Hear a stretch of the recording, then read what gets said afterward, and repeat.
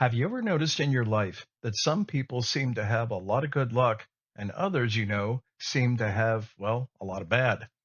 This is not your imagination, and it's really not a bad thing either, because it's just showing that your perception antennas are perhaps just a bit more sensitive than others. Hello, my name is Ernest. Welcome. And what I talk about in this series are the unfortunate consequences of ignoring one of the greatest abilities you naturally possess, perception. So, with no ado, let's dive right in. Imagine you have something that can protect you from two-legged predators, but it's not a knife or a gun. Matter of fact, it's not even visible. Hello, I'm Ernest. Welcome.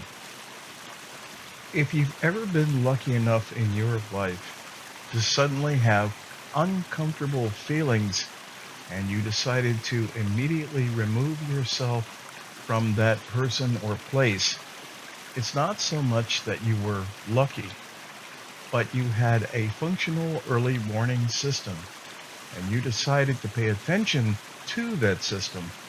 And because you decided to listen to that message, it ended up saving you a great deal of grief, if not even your life. This may surprise you, but many people erroneously believe that the mind and the brain are the same, and that it's that gray matter that's around 60% fat between your ears that is actually not the case.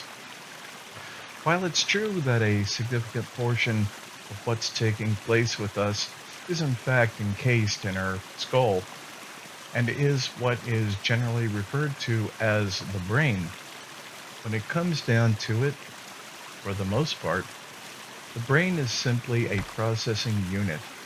Its primary function is to process our surface level essential sensory impressions. It processes vision, for example, to help make sense of the world so we don't walk into walls or off cliffs and such. But it often fails in keeping us from making stupid decisions, because in reality, that's not what it's meant to do.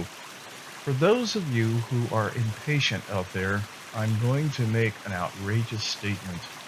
Much of your interaction with the world, particularly with other people, isn't really coming from your brain in your head, but your mind in your stomach.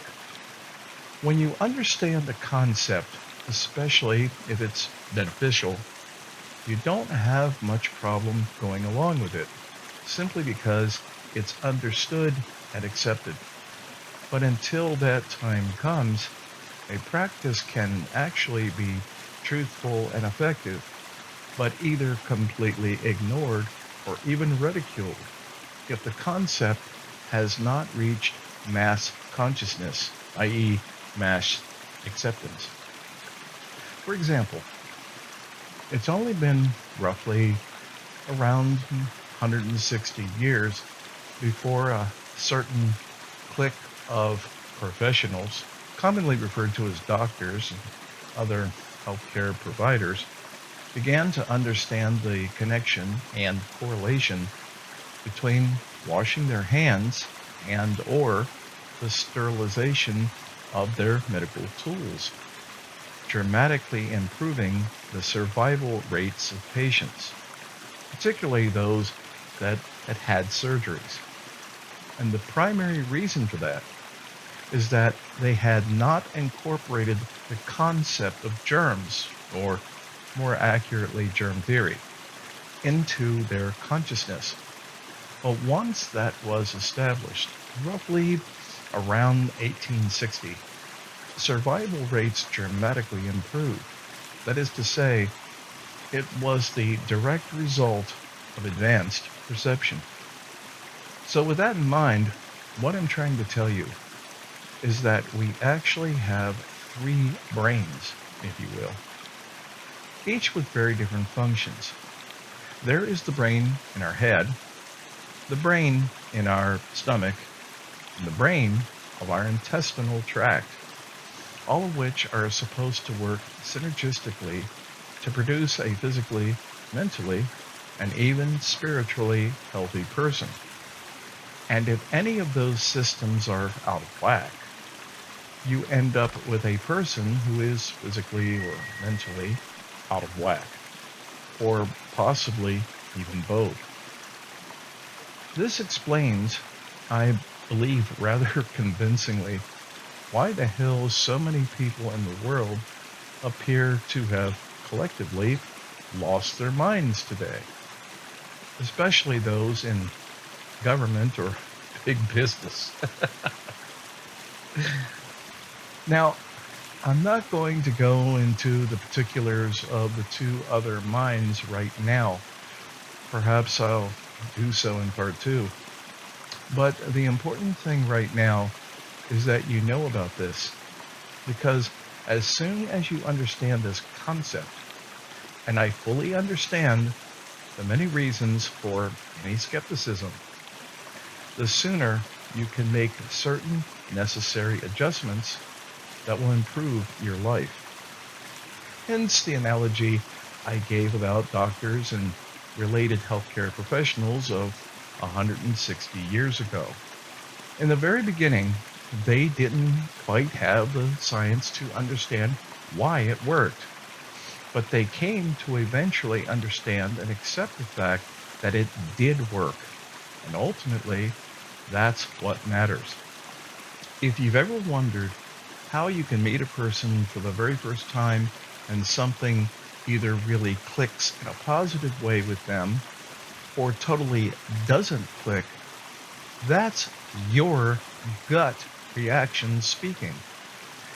And if you follow it, you'll find that the vast majority of the time, your gut reaction will turn out to be absolutely correct.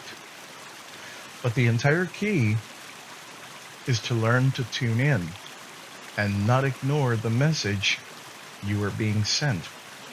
What I think is necessary to make clear is I'm talking about people that are going to be part of your social circle, or you at least have to briefly do business with. The barista that makes your ridiculously overpriced cappuccino, for example, is not really going to matter very much. I'm not saying that you won't get signals about anyone else you come into contact with. But this is where your main, or what I like to refer to as the empathic brain, comes in.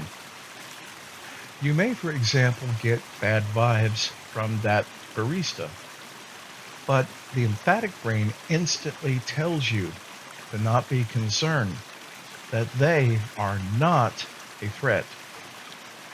This is another reason why you'll notice that in social situations, there are people that seem to attract others like moths to a flame. Outwardly, you look at them, there really doesn't seem to be anything that special about them. Matter of fact, they may seem quite ordinary. But if you begin to watch them closely, and I'm talking about their facial expressions in particular, you'll find yourself drawn to them, just like apparently everyone else is. And that attraction is not coming from your reason or logic circuits, the emphatic brain. It's coming from the wellness sensors in your stomach, which are actually connected to your sensory inputs and are attuned to detect wellness, because humans are attracted to strength and health. And this is particularly the case with women, because their very lives actually depend on it. But that is another story for another time. If you've enjoyed or found informative what I've shared with you today, please do consider subscribing and maybe even telling a friend.